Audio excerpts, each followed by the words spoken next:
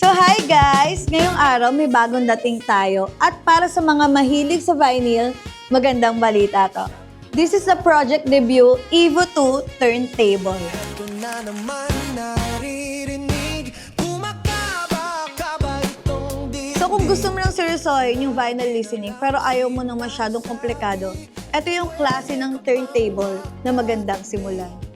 So design para ilabas ang natural na character ng vinyl. Stable ang rotation, tahimik ang operation at ramdam mo agad ang focus sa detalye at timing ng music. Yung carbon torn arm niya ay magaan pero matibay. Kaya mas accurate ang tracking, dagdag mo pa yung dump platter na tumutulong magbawas ng vibration. So resulta nito, mas malinis at mas buo ang tunog. Kasama na rin ang maayos na cartridge tuning, kaya out of the box, handa na siyang maghatid ng balance at engaging na playback. Vocals clear, instruments defined, at hindi nakakapagod pakinggan. araw at gabi. So guys, di na namin napakita kung paano siya i-set up. Pero may kasama naman siyang guide, so hindi kayo mahihirapan set up siya sa bahay nyo. So ngayon, demo na natin.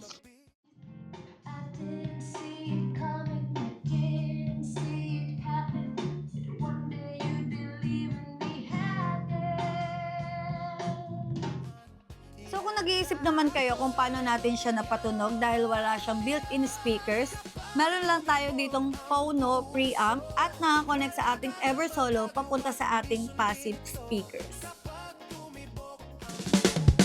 Kung gusto mong pumasok sa vinyl na may solid foundation, hindi minadali at hindi overcomplicated, ang Evo 2 ay isang magandang choice.